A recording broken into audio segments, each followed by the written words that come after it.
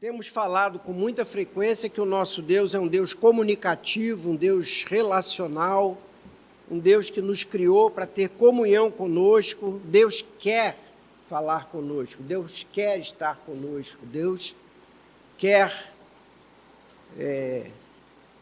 ter contato conosco. E fez essa revelação pela criação. O Salmo 19 nos diz isso, nos primeiros 4 versos. Implantou em nós uma consciência sensível a Ele, com a noção do certo e errado, implantou em nós, com imagem e semelhança, a necessidade e a oportunidade, a possibilidade de ter esse contato com Ele, faz essa parte com relacionamento pessoal, mas, sobretudo, proveu a Bíblia como um instrumento eterno de conhecimento dEle. E por meio da Bíblia, a gente também pode conhecer a Deus. Vimos na aula passada que esse conhecimento se dá por meio das descrições que a Bíblia faz dele. A Bíblia fala que ele é espírito, a Bíblia fala que ele é pessoa, é um ser pessoal, a Bíblia fala que ele é um ser infinito. E depois nós vimos que uma outra forma da Bíblia nos revelar quem é o nosso Deus, ou algumas coisas a mais do nosso Deus, o faz através da descrição e da apresentação dos nomes de Deus. Lembrando aos irmãos que os nomes no Oriente, na Antiguidade, tinham completa identidade, sentido, com características fortes das pessoas que recebiam os seus nomes. E assim, Deus estava a cada dia, a cada momento, através de momentos, de fatos, de transações, de pactos, se apresentando com nomes diferentes, para que assim a gente vá conhecendo esse nosso Deus. No Antigo Testamento, ele se apresenta com El, que quer dizer Deus, um ser especial, um ser poderoso, um ser maravilhoso. Elohim, um Deus no sentido de plural, um El, no plural, um Deus poderoso a ser temido. Adonai, Deus governador, e Yahvé, ou Jeová, o Deus do pacto, o Deus que diz: eu sou, eu era, eu sou e sempre serei. Ele é. E agora nós ficamos nessa aula para introduzirmos os nomes do Novo Testamento. A versão grega, no Novo Testamento, na versão Antigo Testamento, a Bíblia foi escrita, sabem bem, em hebraico ou aramaico, mas na versão grega do Novo Testamento, Deus se apresenta com outros nomes, revelando outras características, outras virtudes da sua pessoa. O primeiro nome que aparece na Bíblia é Marcos 5,7. Alguém pode ler para mim? Marcos 5,7. Theos, ou Deus, que é o equivalente grego do El, do Antigo Testamento. Ou seja, todas as vezes que o Antigo Testamento hebraico é traduzido ou foi traduzido para o grego, como por exemplo na Septuaginta, todas as vezes que aparecia El, foi vertido para Theos, Deus. Marcos 5,7. Gritando em alta voz: o que você quer comigo, Jesus, Filho do Deus Altíssimo? Por Deus, peço-lhe que não me atormente. Filho do Deus Altíssimo, El Elyon, Deus Altíssimo. Então, há vários textos na apostila, tenho absoluta certeza que você, pela nossa insistência aqui da frente, pela sua boa vontade e desejo de estudar e aprender, já leu todos os textos que estão na apostila. Há outros textos aí onde aparece a palavra Theos, que significa Deus, cuja ênfase está na sua grandeza, na sua divindade, na sua diferença exaltada de todos os outros seres criados. O outro nome ao qual nos referimos no Novo Testamento quando falamos com Deus, e o nome ao qual ele se apresentou, é Kyrios, ou Senhor, que é o correspondente de Yahvé ou Adonai. E assim, todas as vezes que Adonai ou Yahvé do hebraico é traduzido para o grego, a palavra é Kyrios, ou Senhor. Não tem esses dois textos que vou dar na apostila de vocês, quem quiser anotar, Mateus 11, 25 e 1 de Tessalonicenses 5, 2. Mateus 11, 25, 1 de Tessalonicenses 5, 2. Alguém abre, por favor, Mateus 11, 25, para a gente ler.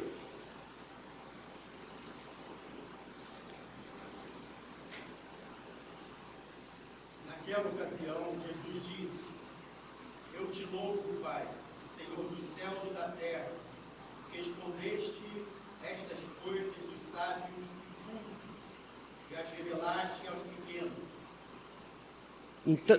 Então, esse texto já nos introduz o terceiro nome, que é Pai, Pater.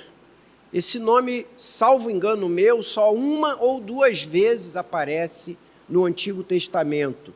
Esse relacionamento com Deus, no sentido afetivo de pai, é marca do Novo Testamento. Só no Antigo Testamento, uma ou duas vezes, aparece a expressão pai. Então, esse nome Senhor tem a ênfase não só na grandeza de Deus, na sua exaltada majestade, desse ser supremo, de Theos, mas enfatiza o seu poder e o seu senhorio. Todas as vezes que aparece a palavra Senhor no seu Novo Testamento, quando você está lendo o seu Novo Testamento e aparece Senhor, Senhor, está ali grego Kyrios, Senhor, cuja ênfase é o senhorio. E nós lemos no mesmo texto de Mateus 11, 25, Mateus 6, 9, a oração sacerdotal, a oração ensinada a todos nós, que se introduz dizendo como Pai nosso que estás nos céus. Essa é praticamente uma novidade do Novo Testamento. Essa apresentação de um Deus transcendente, grande, enorme, poderoso, Criador, Senhor, também é nosso Pai. Então, todas as vezes que esse nome aparece, a ênfase é nessa familiaridade, é nessa relação geracional. Pai, no sentido de viemos dele, somos obra das suas mãos, por meio de Jesus, seu Filho unigênito, nós também somos feitos seus filhos. Então, todas as vezes que Deus, na sua palavra, se apresenta com o nome Pater, está enfatizando a afetividade, está enfatizando o carinho, o fato de sermos gerados por Ele, o fato de sermos também filhos espirituais. Então, a cada nome, a cada apresentação do Senhor, há uma ênfase a ser destacada. Assim, por meio dos seus nomes, Deus vai nos revelando qualidades, virtudes da sua existência. Porém, além dos nomes e das descrições que a Bíblia faz, nós também temos no Novo Testamento, em especial, mas também muitas vezes no Antigo, a apresentação das suas virtudes ou qualidades. Eu coloquei aqui no quadro, cineasta, eu posso puxar aqui o microfone? Cadê o cineasta? Deu uma saidinha? Eu vou tirar aqui o microfone, eu vou ficar na linha de filmagem. Eu queria que vocês olhassem aqui para o quadro, não sei se daí de longe, onde vocês estão, conseguem ver. A Bíblia fala e nos apresenta os atributos de Deus. Os atributos de Deus são as suas virtudes, suas qualidades, como Ele age ou como Ele mesmo se apresenta, ou como se relacionam com Ele, percebendo virtudes e qualidades de Deus na obra de criação, da criação. Os atributos de Deus falam das suas virtudes, mas, sobretudo, mostram que Deus é Não são qualidades ou virtudes que foram acrescentadas a ele, ou que ele desenvolveu, ou que ele aprendeu. Por exemplo, eu posso me tornar sábio, eu posso adquirir conhecimento, eu posso aprender a amar. São coisas que eu posso adquirir, eu posso acrescentar, ou eu posso diminuir, ou eu posso perder. Contudo, diferentemente disso, Deus é as suas virtudes. E a Bíblia apresenta em vários textos, que eu relacionei aqui, que Deus é. 1 de Pedro 2,9, vocês querem ler para mim, por favor?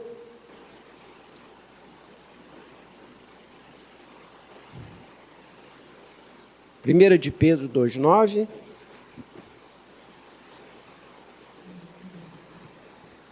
Vocês, porém, são geração eleita, sacerdócio real, nação santa, povo exclusivo de Deus, para anunciar as grandezas daquele que o chamou das trevas para a sua maravilhosa luz. Na versão que Marcelo leu, as suas grandezas, em outras versões falam as suas virtudes ou as suas qualidades.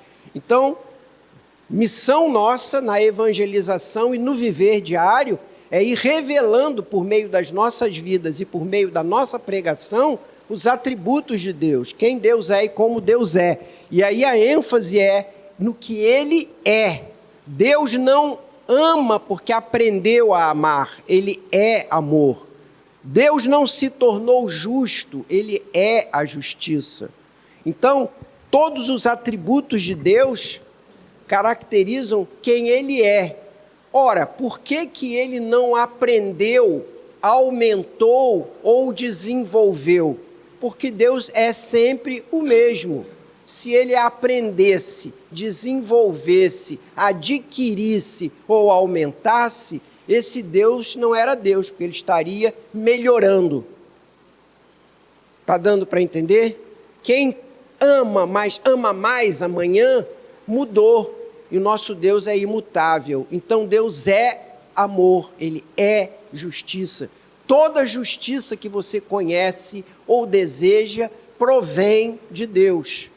Todo amor que você conhece, deseja ou realiza ou executa ou vive, provém de Deus, porque Ele é amor.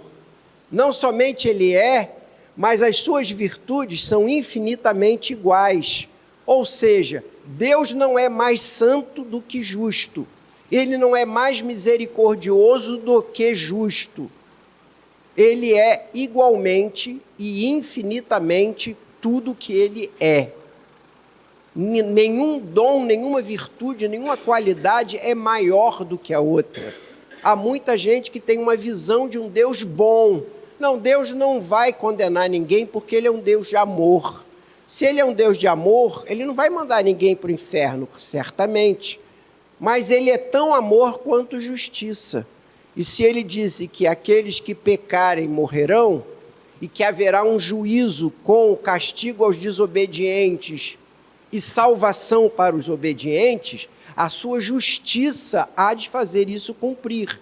Porém, como Ele é amor, igualmente justo, Ele executa a sua misericórdia e Ele nos oferece o perdão. Por causa da sua misericórdia, Ele faz com que o seu amor e a sua justiça igualmente coexistam. Está dando para me acompanhar? Se em algum momento fugir alguma coisa assim, você levanta o dedinho. Então, assim, Deus não é mais amor do que justiça. Ele é infinitamente amor e infinitamente justo. As suas virtudes coexistem. Ele não tem algo e depois deixa de ter outra.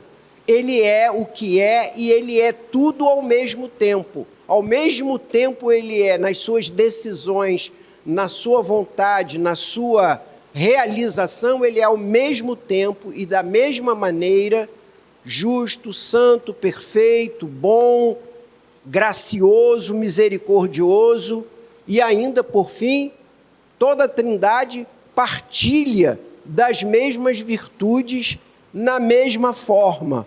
A aula que vem será sobre Trindade. E na aula de Trindade, isso vai ficar mais fácil de ser entendido, isso será repetido. O Pai, o Filho e o Espírito Santo são igualmente Deus. O Espírito Santo não é um boy de luxo para Deus Pai. Jesus não é um executivo tão somente. Eles três são bons, justos, graciosos, verdadeiros, perfeitos, santos, da mesma maneira. Nenhum deles é maior que o outro. O Pai não é maior que o Filho e o Filho não é maior que o Espírito. Vão ver isso na aula que vem. Contudo, eles distribuíram suas atividades administrativamente. Um planeja, organiza, o outro realiza, executa, e o outro vem aplicar, aperfeiçoar, utilizar, corrigir na vida do seu povo e na vida da criação, por uma mera questão executiva. Mas isso é aula de domingo que vem. Eu só quero enfatizar que a Trindade possui as mesmas virtudes na mesma intensidade, na mesma infinitude. Tudo bem até aí? Tá. Vamos caminhar um pouquinho.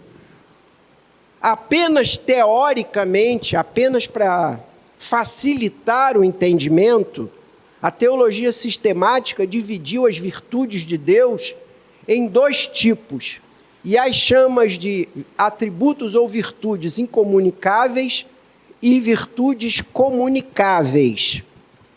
O que é isso?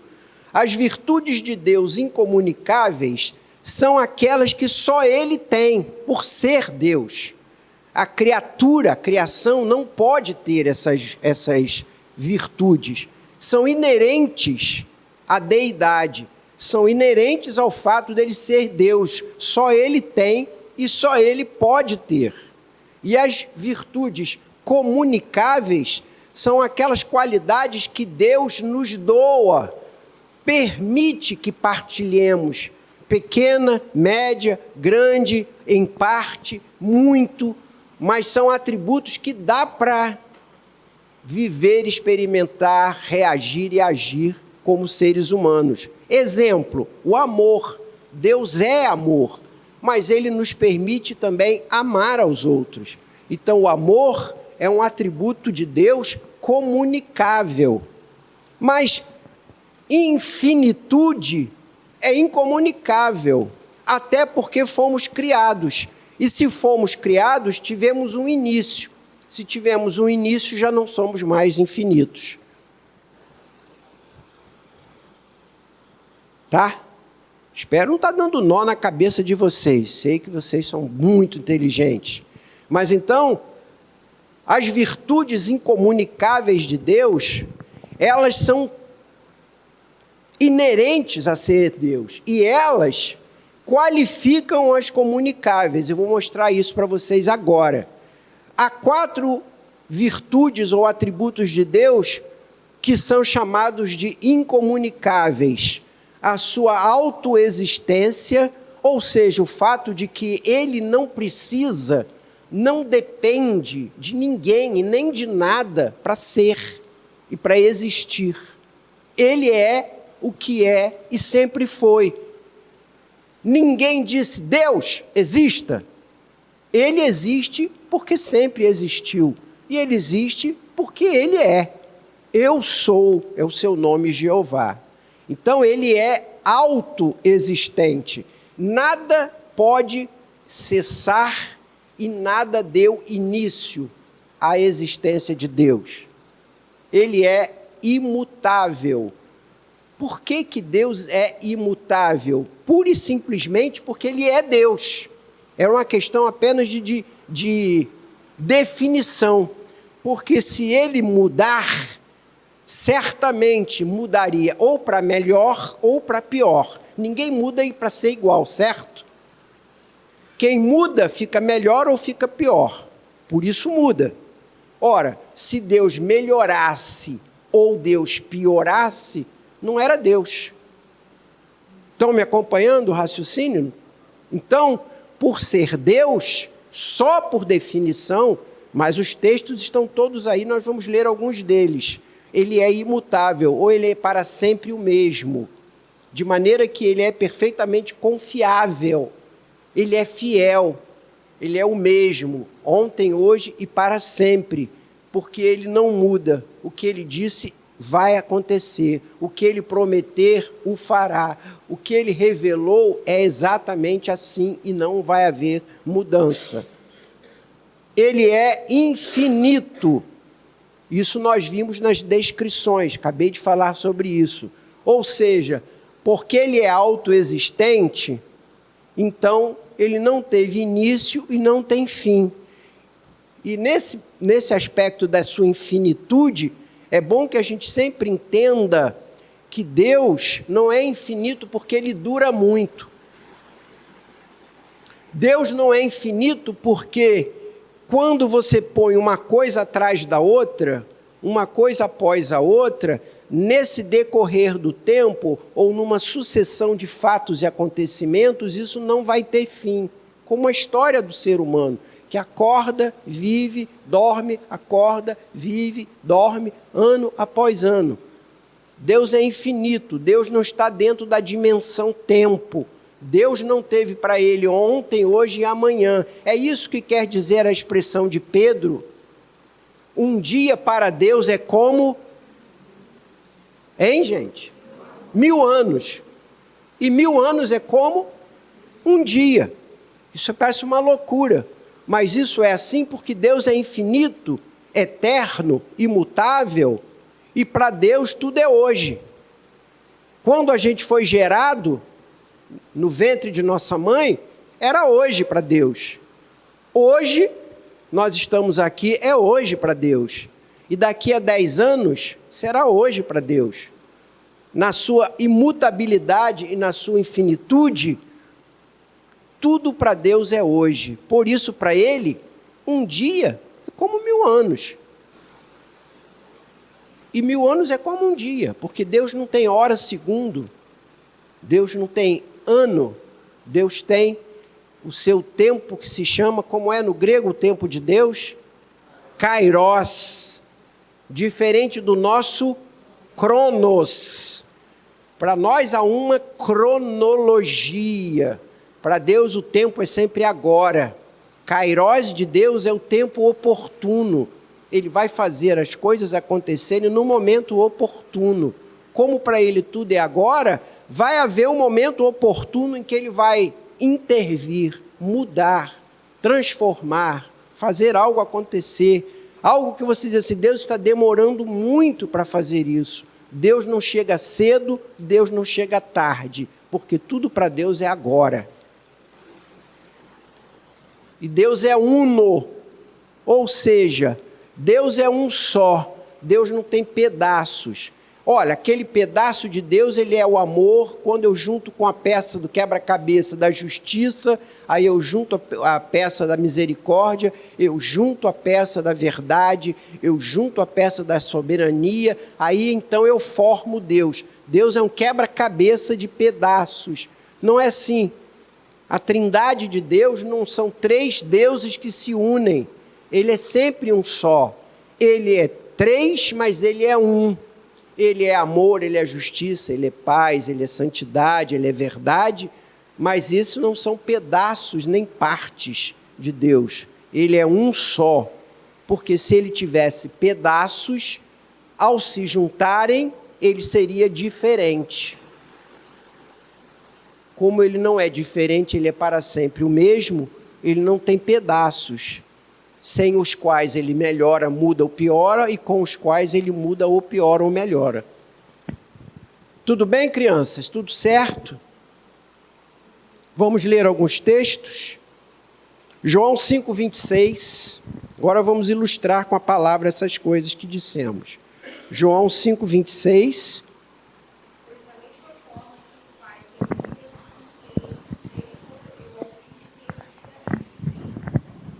Ele tem vida em si mesmo. Ele não precisa que ninguém dê a ele vida, ele tem a vida em si mesmo.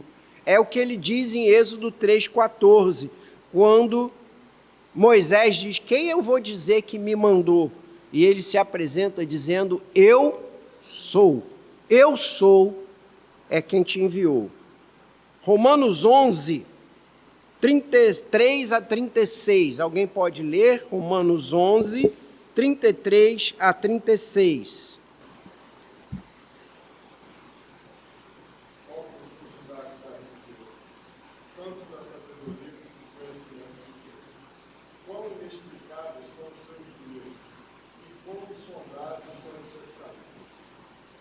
Pois quem conheceu a mente do Senhor?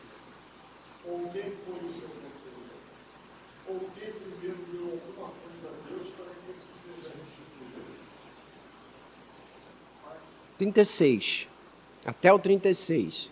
Porque dele e por meio dele e para ele são todas as coisas. A ele seja a glória para sempre. Amém. Dele, por ele, para ele são todas as coisas. Ok? Vamos a outro texto. Jó 23, 13. Corrijam a apostila de vocês, que está Jó 23, 3. É Jó 23, 13. O primeiro texto que está aí na imutabilidade de Deus é Jó 23, 13. Mas ele é soberano, quem lhe impedirá? Ele faz o que quer. Ele é soberano, ele faz o que quer, ele é imutável. Tiago 1,17.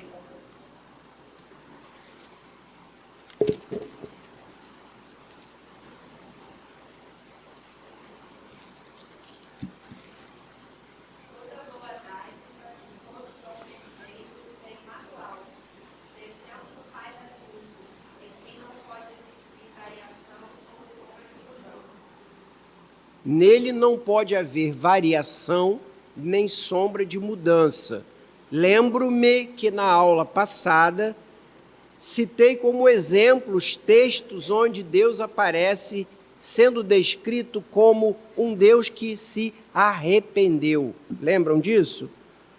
Ele disse que ia fazer isso. Bem sei eu que tu te arrependerias do que disseste. Então, já disse isto na aula passada, mas vou repetir, Deus é o mesmo sempre. O seu propósito, a sua vontade vai se cumprir. E quando ele anuncia que fará algo, porém, se o homem que sim é mutável mudar, para manter a sua decisão e a sua vontade, há uma mudança no que ele disse que faria, para que o mesmo propósito aconteça. Quer dizer, ele é imutável na sua proposta, no seu propósito. Porém, o homem é mutável. E isso faz com que, muitas vezes, o autor sagrado chama essa mudança de algo que Deus disse que faria e não faz, de que Deus deixou de fazer porque Deus se arrependeu. Na verdade, Deus deixou de fazer porque originalmente ele não queria fazer, porém queria induzir o homem ao arrependimento e à mudança. E quando o homem mudou, então ele cumpre o seu único e mesmo propósito. Vamos a outro texto, Mateus 5, 48. Mateus 5, 48. E agora já estou falando da sua infinitude. Mateus 5, 48.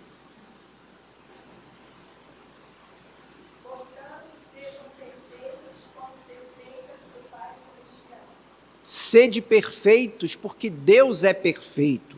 A perfeição é o fato de que Ele é infinitamente nos seus atributos. Se Ele não é pouco bom, médio bom, muito bom, ao contrário, Ele é infinitamente bom, então Ele é perfeito na sua bondade. Se Ele não tem amor demais, porém, ao contrário, ou diferentemente, o seu amor é infinito, então seu amor é perfeito.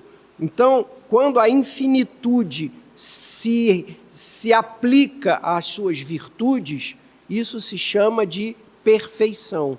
Se ele é infinitamente amor, infinitamente santo, infinitamente bom, infinitamente verdadeiro, infinitamente justo, então ele é um Deus perfeito. Agora, quando a infinitude se aplica ao tempo, então podemos dizer que ele é eterno. Quem é infinito em relação a tempo é eterno. 2 de Pedro 3,8, alguém pode ler? Um texto que já citamos. 2 de Pedro 3,8. Amados, não se esqueçam disto. Um dia com o Senhor é como 1000 anos, e 1000 anos como um dia. Isso. Hebreus 1, 10 a 12.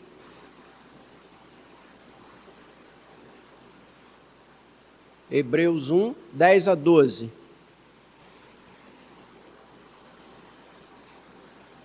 No princípio,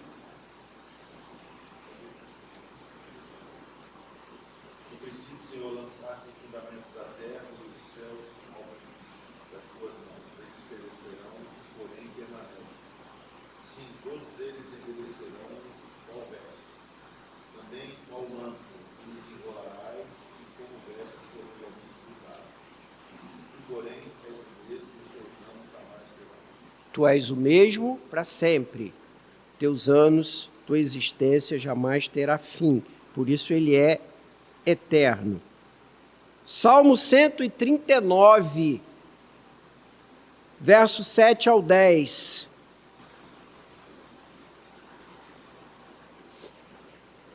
Salmo 139, do 7 ao 10.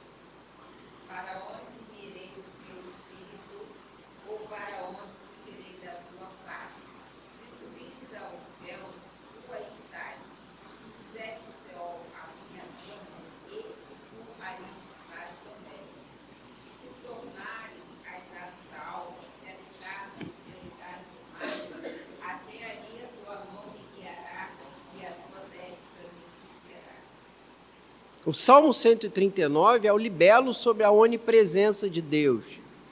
O Salmo 139 nos ensina que Deus está em todos os lugares, ao mesmo tempo, e com todas as suas virtudes. Deus não é um Gulliver infinito. Conhece a história do Gulliver? Ou isso é só do meu tempo? Alguém conhece a história de Gulliver? Eu posso estar falando uma coisa que só um cabelo branco ali, né, que me lembra. Ah, meu Jesus! Como disse o pastor Theo já várias vezes, a idade tem privilégios, né? Gulliver era um gigante, né? Era um homem muito, muito grande. Então a mão dele estava lá, a outra mão estava lá, o dedo do pé lá embaixo. Curiosidade, depois que vocês chegarem em casa, um pouco antes do almoço, na hora de sentar à mesa e partir o franguinho lá com o macarrão, entra lá, dá um Google, como a gente diz, e olha lá quem é o Gulliver, né? Porque conhecimento não ocupa espaço e é bom, né? Pô, mas isso é uma bobagem tão grande, mas vai lá, vê quem é o Gulliver. Deus não é Gulliver. Deus não está com um braço no Japão, o outro braço no Brasil, um pé na Ucrânia com a Rússia e um umbigo na África do Sul. Deus está em todos os lugares, ao mesmo tempo, com tudo que Ele é. Onde Ele está, Ele é sempre o mesmo e é total. E isso que se chama sua onipresença. Ora, se Ele está em todos os lugares ao mesmo tempo e totalmente como Ele é e com o que Ele tem, com o que Ele é, aliás, usei a expressão Ele tem, Ele não tem nada, Ele é. Errei aqui na minha forma de me expressar, Ele é. Então, nada lhe é oculto, nada o surpreende, nada o pega de surpresa, nada acontece pelas suas costas, nada para Ele é imprevisível. Esses dois personagens do Antigo Testamento, Adão e Jonas, que decidiram se esconder de Deus, Deus então faz uma brincadeira, Deus sempre bem-humorado com eles. Onde é que vocês estão? Alô? Adão, onde você está? E aí ele atrás lá da árvore, né? Me escondi. E Jonas, vou me esconder do Senhor, vou pegar um navio para outro lugar. Deus vai ficar lá em Nínive me esperando, dizendo que Jonas está demorando. E eu fui para Tarsis, estou bem longe dele. E aí o Senhor pergunta, alô, você está onde? Cadê você? Não é porque Deus não sabia onde eles estavam. O que é que Deus queria era expô-los à limitação, à ignorância de achar que podiam se esconder de Deus. É aquele famoso chamar a sua atenção sobre você mesmo. Mas ele é onipresente e ele vê e sabe todas as coisas. Gente, estranho, né? Como a gente se esquece da onipresença de Deus, como a gente faz coisas, diz coisas, pensa coisas, que se envergonharia se naquele mesmo momento você lembrasse que aquilo tudo está diante de Deus, aquilo que você está fazendo naquela hora, aquilo que você está dizendo, a forma como você está agindo, o que você está planejando, está assim escancarado na presença de Deus. E como a gente se esquece da sua onipresença, não é? Será que se a gente a todo instante lembrasse disso, a nossa vida não seria bem diferente? Sim, Helder.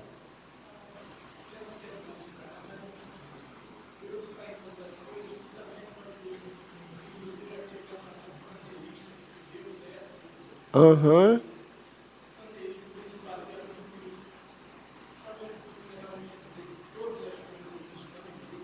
Todas as coisas estão em Deus. Aí temos que conversar melhor sobre isso. Filosoficamente, isso também pode nos levar a alguns equívocos. De uma forma ou de outra, a gente pode usar pensamentos que fujam do sentido verdadeiro, né? O panteísmo despersonaliza Deus. Deus é a árvore, Deus é a montanha, Deus é o rio, Deus é a vaca, Deus é o sol, Deus é a flor. E esse Deus aí multipartido não é ninguém, porque a ênfase da palavra é que Deus é uma pessoa, como nós já vimos aqui. Ele sente, ele fala, ele age, ele tem vontade, ele tem querer, ele tem direção, ele se entristece. Então, ele está em todos os lugares, mas ele não se identifica exatamente com... Ele não é a flor, mas ele está ali. E de uma forma certa e concreta, a beleza da flor, criação dele, revela algo de Deus, mas não é o todo Deus, porque a flor não salva ninguém, o nosso Deus é redentor. Então a flor é Deus, mas não é Deus, porque o nosso Deus é um Deus que fala, revela e salva. E a flor não salva ninguém.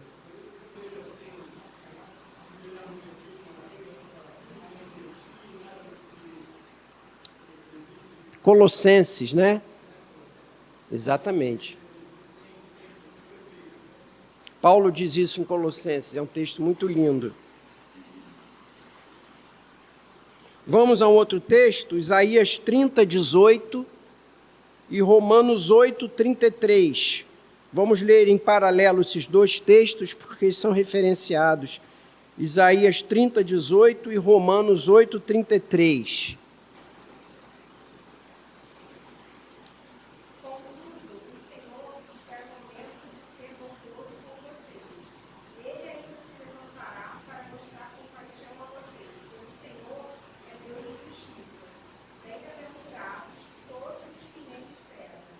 Nosso Deus é Deus, o Senhor é Deus de justiça. E essa palavra aí, o Senhor, é Jeová, porque nós estamos no hebraico. Vamos agora para Romanos 8, 33. Quem tentará acusação contra os eleitos de Deus? É Deus quem os justifica. Deus é quem justifica. Ora, se é Ele quem justifica, se é Ele quem tem o poder de justificar, é porque Ele é justiça. Ele é a justiça que Ele vai trazer ou aplicar. Ele é a justiça. Vamos agora falar um pouco sobre os atributos comunicáveis. E a listagem aí da apostila é longa. Vamos ver se a gente consegue fazer um voo de foguete sobre todos eles, porque da mesma maneira estou absolutamente seguro que você já os leu todos os textos. Então agora vai ser só uma rememoração, não é isso? Jó 37, 16. Jó 37, 16.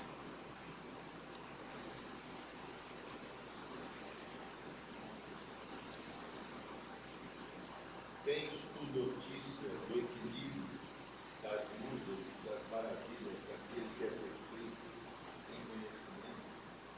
Ele é perfeito em conhecimento.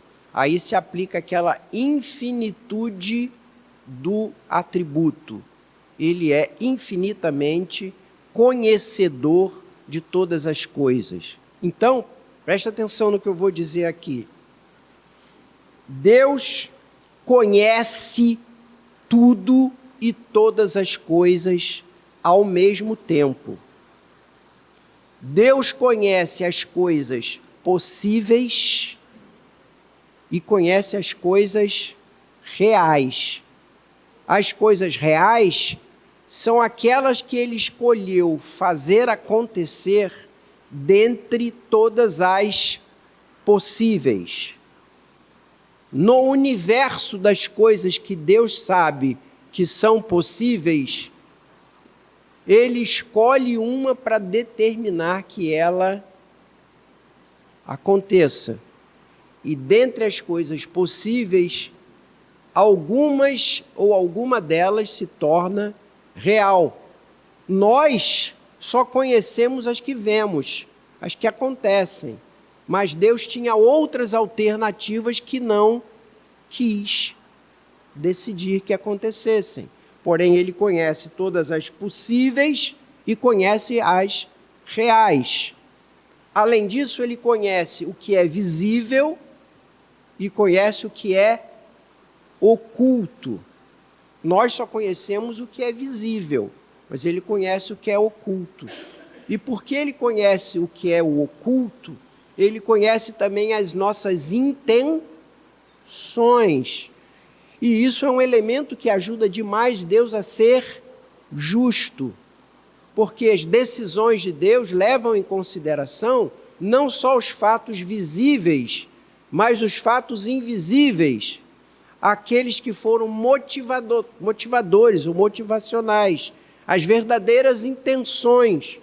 Não poucas vezes nós mesmos, no dia a dia da vida, dizemos, gente, como é que isso aconteceu? Não era isso que eu queria que tivesse acontecido. O resultado final de algo que aconteceu, ou que eu realizei, ou que eu disse, acabou soando de uma maneira diferente. Não era bem isso que eu queria dizer. Eu não tinha essa intenção. Não acontece isso com a gente com muita frequência? Mas eu, quando oro, muitas vezes eu fico em paz com Deus, porque eu não preciso explicar a Deus por que eu disse isso ou aquilo, e por que aquilo soou assim ou assado para quem estava à minha volta, ou recebeu aquela palavra, ou viu aquele acontecimento, porque eu estou absolutamente seguro que Deus conhece o meu interior. Ele conhece o que me é oculto, ou o que é oculto daquelas pessoas que estão à minha volta. Isso traz paz ao meu coração. Saber que na justiça de Deus, na forma dele me avaliar e me julgar, ele não vai apenas se levar em consideração o que foi visível, mas assim também o que a nós todos é oculto. Deus conhece ao mesmo tempo o passado, o presente e o futuro, pura e simplesmente porque eu disse há pouco tempo atrás que para ele tudo é agora. Então, eu não preciso fazer resumo. Senhor, dá licença, senta aí um pouquinho que eu preciso te contar uma coisa. Olha, você lembra que era assim, assim, assim, assim? Deus disse assim, Fez bem a você recordar disso tudo? Ah, que bom, né? Meio Alzheimer que você anda. Eu, por exemplo, ando com Alzheimer danado. Esse Alzheimer seu é bom você fazer um exercício de rememoração, mas nada disso me é oculto. Eu sei de tudo isso. Então, esse exercício que a gente faz diante de Deus, e muitos personagens da Bíblia que fazem recordação ou trazem à memória, como diz Lamentações, Traz à memória as misericórdias de Deus. Coloca marcos no caminho. Marcos não a pessoa, marcas no caminho. Ponte marcos, é a palavra que o Senhor diz, para que você se lembre. Vai pondo marcas na sua caminhada. O Antigo Testamento está cheio disso, um tempo que não tinha mídia social, que não tinha livro, gravador, MP3, nem existe mais MP3. É uma moçada aqui, não sabe nem o que é MP3. Ai, Jesus, estou entregando de novo. Mas, nesse tempo, Deus diz, vai andando e vai pondo marcas.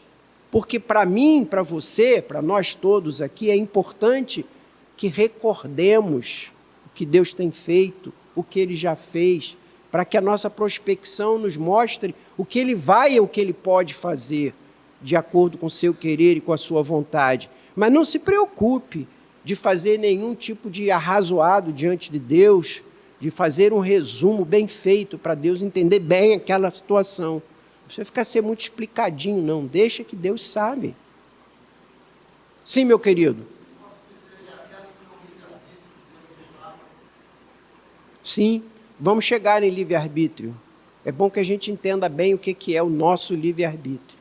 Mas sim, claro, porque Ele usa o teu livre-arbítrio para que você faça exatamente o que Ele determina. Mas esse é um assunto complicado, vai ficar para daqui 2 aulas. Fica tranquilo. Vai guardando aquele Rivotril que você tem lá, deixa bem à mão, vai chegar a hora de você usá-lo. Então, mesmo o nosso livre-arbítrio, ele sabe todas as coisas de tudo que vai acontecer. Né? Se você tivesse um livre-arbítrio que ele não conhece, ele... Jesus, Ricardo fez isso, eu não imaginava que ele fizesse. Ô, Ricardinho danado. Como é que ele foi aprontar isso comigo? Foi só deixar ele livre que ele apronta isso para mim. Agora eu tenho que fazer. Como é que eu vou fazer para consertar isso que o Ricardinho fez? Sim.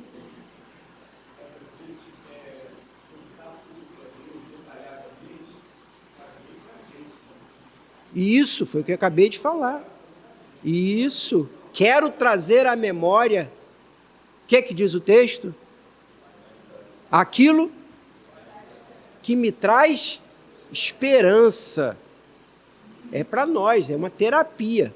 Da mesma forma que Adão, Jonas, não é para ele, é para nós. Isso. O arrependimento e a confissão. Você pode estar certo que Deus diz, você fez isso.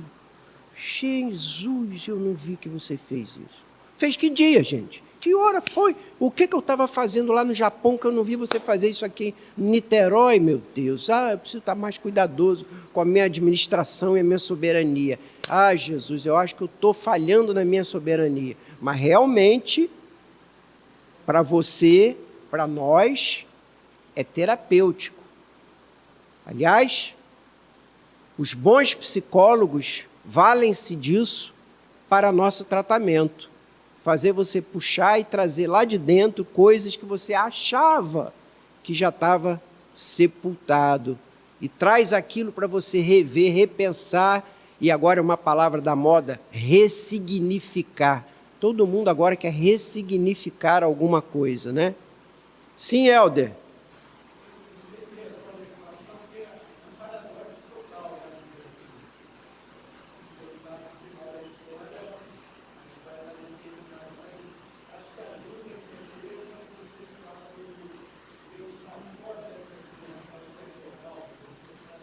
Eu quase não estou te ouvindo, Helder, desculpa. Pode repetir? Sim.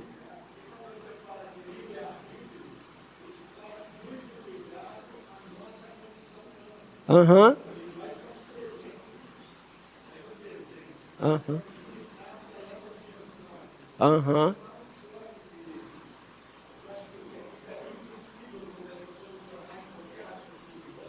Uhum.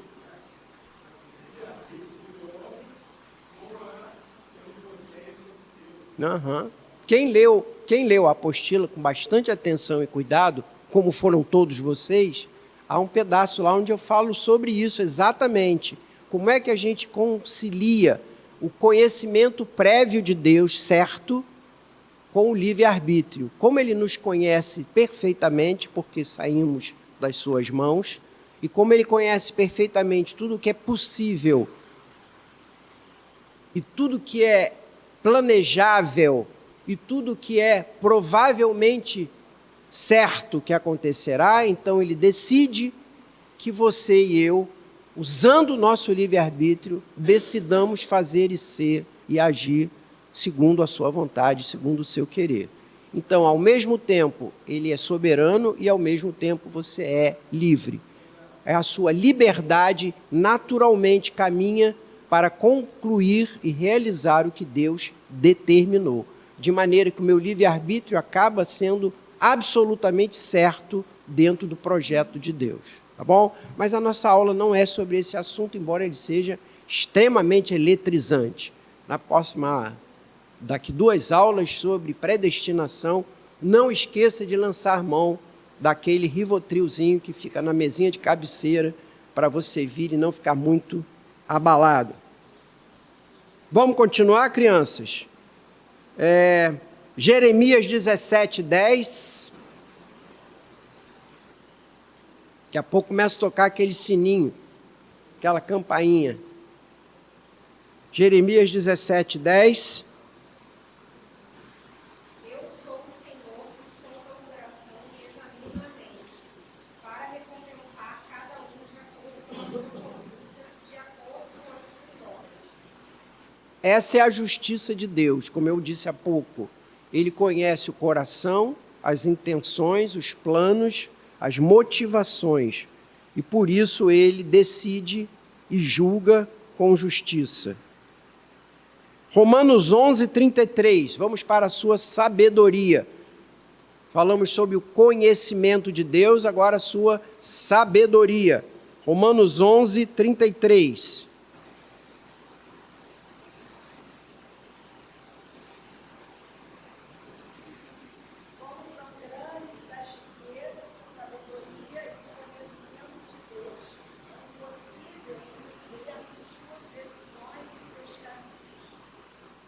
É difícil, né? Muito difícil. Diria a você que às vezes é impossível mesmo entendermos todas as decisões de Deus, todos os caminhos. E esse texto ele é interessante porque ele põe lado a lado esses 2 termos que muita gente confunde: sabedoria com conhecimento. Conhecimento é você ter um arsenal enorme de possibilidades e probabilidades. E sabedoria é escolher a certa, para aquele momento, para aquela hora e para aquele propósito. Mal comparando, olha, nem contem para ninguém que eu usei essa ilustração, porque ela é muito fraca. Vai depor contra a inteligência minha e de vocês, mas pode ajudar. É como alguém que quer fazer um risoto gostoso e abre assim o seu armazém, o seu armário, e olha e encontra ali vários tipos de arroz, parboilizado, integral, aquele branco bem tradicional, farinhento, o arroz de risoto, e diante de todo aquele conhecimento, ela diz, ou ele diz, há muitos masterchefs hoje, né? Diz assim, eu vou usar esse aqui, ó, porque é esse aqui que faz um bom risoto. E aí eu estou fazendo uso da minha sabedoria para escolher nas alternativas do que eu sei, do que eu conheço, aquela que chegará ao melhor fim e ao melhor propósito. Deus é sábio. Como eu disse a vocês, ele sabe todas as coisas possíveis. Porém, a sua sabedoria faz com que ele escolha, dentro das coisas possíveis, aquela que vai se tornar realidade para cumprir o seu plano, o seu propósito e chegar a nos conduzir ao melhor para as nossas vidas. Está dando para entender, gente? Tá, né? Salmo 104, 24. Salmo 104, 24.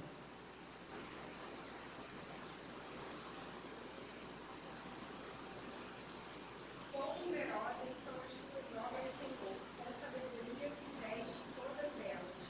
A terra com sabedoria tudo fizeste. Terceiro dom, terceira virtude, em cada uma dessas virtudes, você tem aí na apostila alguns textos que você já leu. Seria a sua verdade ou a sua veracidade. Deus é verdadeiro. E dentro da afirmação de que Deus é verdadeiro, está embutido três detalhes ou três formas de olhar a sua verdade. Ele é verdadeiro naquilo que ele é no seu interior, ou seja, quando eu penso num Deus, com letra minúscula, eu encontro esse Deus, com letra minúscula, no nosso Deus com letra maiúscula. Quer dizer, ele é de verdade o Deus que eu desejo, espero e penso. Ele é verdadeiramente Deus. O Deus que eu espero, o Deus que eu procuro é o nosso Deus. E ele é verdadeiramente Deus. Esse é o primeiro aspecto. O segundo aspecto é, esse Deus, verdadeiramente Deus, sempre que ele se expressa, ele é verdadeiro. Ele não engana, ele não mente, ele não falseia. Ele é um Deus verdadeiro. Ele fala, promete, age verdadeiramente, ou seja, ele fala a verdade, ele promete a verdade. E a terceira coisa, ainda dentro do aspecto da verdade, é que ele, quando se mostra, ele se mostra de verdade.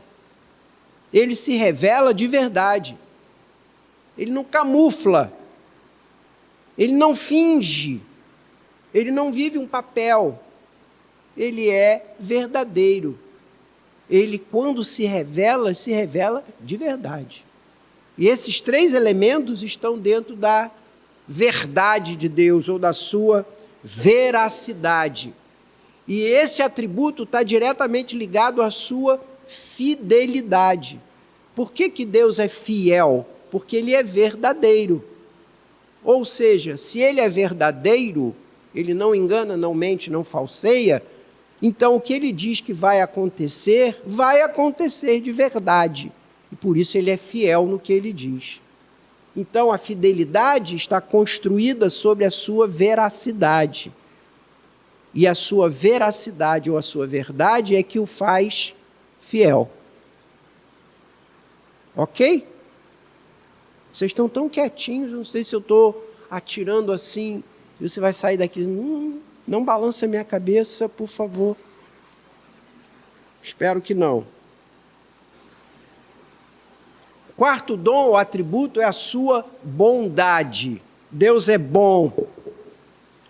Deus sempre pensa o melhor. Deus é generoso. E essa é outra palavra da moda. Né? Como se ouve agora a palavra generoso? Fulano é tão generoso. Deu ruim. Vamos correr. Deus é generoso. Deus é benévolo. Ele sempre pensa o bem. Ele sempre quer o melhor. É dele isso. Ele é bom. Não vai nascer dele, brotar dele, sair dele, nada que não seja bom. Porque ele é bom. E da sua bondade saem alguns atributos, ou dependendo da sua bondade, saem atributos que nós já conhecemos com outros nomes. Por exemplo, o amor de Deus. O amor de Deus está construído sobre a sua bondade. É por ele ser bom que ele se relaciona com um coração amoroso. O amor de Deus é um aspecto em ação da sua bondade. A sua misericórdia é a sua bondade e o seu amor quando Deus nos olha e nos encontra em estado miserável, um estado em que o pecado nos deixa muitas vezes. E quando o cordes de Deus, o coração de Deus, nos vê em miséria, então ele tem a sua misericórdia e ele age na nossa direção, movido por causa do nosso estado miserável. Por isso também ele é longânimo. A sua longanimidade significa que ele não nos pune imediatamente, logo após o erro. Mas ele vai dando linha na pipa, ele vai dando, vai deixando ver o que vai acontecer. Ele é paciente, ele é longânimo, vai vendo se a gente volta, se a gente pede perdão, se a gente se arrepende. Então, a sua longanimidade é o seu amor, é a sua bondade, com muita paciência. Então, a longanimidade está ligada à sua bondade e ao seu amor. E a sua graça, palavra e atributo de Deus tão comum na Bíblia, tão falado e tão pregado, a sua graça é um aspecto do seu amor e da sua bondade. Todas as vezes que Deus nos olha e diz assim, ele não merece, mas eu vou fazer porque eu o amo, quando ele percebe que não há mérito, mas mesmo assim ele age com o seu amor e a sua bondade, isso se chama a sua graça. A sua graça é o seu amor e a sua bondade agindo em nossas vidas sem considerar o fato de que nós não merecíamos. Então, longanimidade, amor, graça, são atributos de Deus que estão edificados sobre a sua bondade. Ok? Como vai bater o sinalzinho já já, nós temos aí a santidade de Deus, e eu coloco aí na apostila que a sua santidade tem um sentido transcendental e um sentido ético. Ou seja, a santidade de Deus, em primeiro lugar, é a sua magnificência, a sua majestade, a sua exaltação, a sua glória. A sua santidade é essa separação de Deus, a distância infinita que há entre ele e nós. Mas, ao mesmo tempo, a sua santidade é a sua pureza ética, o seu comportamento sem pecaminosidade, sem o mal. E não tem o mal porque ele é exatamente bom. Daí vemos que os atributos vão se misturando ou se complementando. Então, a sua santidade é aquela virtude de Deus no qual ele é distinto, sobreexaltado, mas também é puro e é justo no seu agir.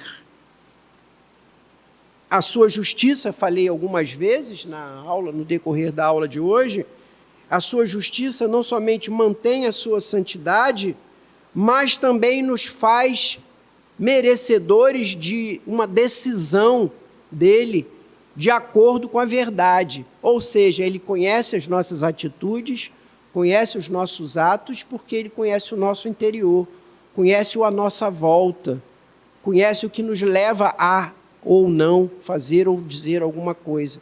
Deus nos conhece por dentro e por fora. E por último, a sua soberania, que é o atributo mais abundante de Deus nas Escrituras. Ou seja, Deus é o Criador de todas as coisas e tudo faz de acordo com a sua vontade. Deus age movido pela sua vontade. Tudo o que ele faz, faz porque ele quer que seja daquele jeito. Efésios 1:11 e Efésios 3:20. Efésios 1:11 e Efésios 3:20.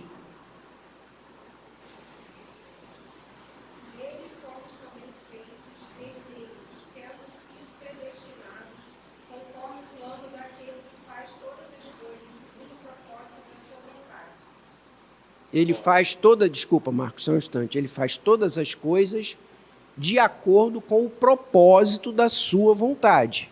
Sim. Ora, aquele que é poderoso para fazer infinitamente mais quanto pedimos ou pensamos, conforme o seu poder que opera em nós. Ele tem o poder de fazer todas as coisas segundo a sua vontade. Isso é a sua soberania. A onipotência de Deus é essa sua capacidade de fazer tudo o que Ele quer fazer. Tudo o que Deus decidir fazer, Ele vai fazer. Pode estar certo disso. O que Ele disser assim, eu vou fazer, Ele vai fazer. Cuidado, onipotência não significa dizer que Deus pode fazer todas as coisas. Tem gente que diz assim, onipotência, eu sei, Deus pode fazer tudo o que quer. Não é isso. Há coisas que Deus não pode fazer. Surpreenda-se com isso. Deus não pode mentir. Deus não pode deixar de ser Deus. Deus não pode pecar. Deus não pode morrer. Deus não pode errar. Deus não pode falhar. Deus não pode tentar. Deus não pode ser tentado. Então, há várias coisas que Deus não pode. Porém, a sua onipotência significa que Ele pode fazer tudo o que Ele decidir fazer. Entenderam a diferença? Ele pode fazer tudo o que Ele decidir fazer. Amém? Então, a apostila está nas mãos de vocês. Eu voei. Cada texto que eu coloquei aí, listei, traz mais nuances, traz mais beleza, traz mais convencimento sobre essas afirmações que de uma maneira muito pobre e limitada fizemos aqui, ok? Alguém quer perguntar alguma coisa antes de bater o último sinalzinho, a última badalada? Sim, Cristina.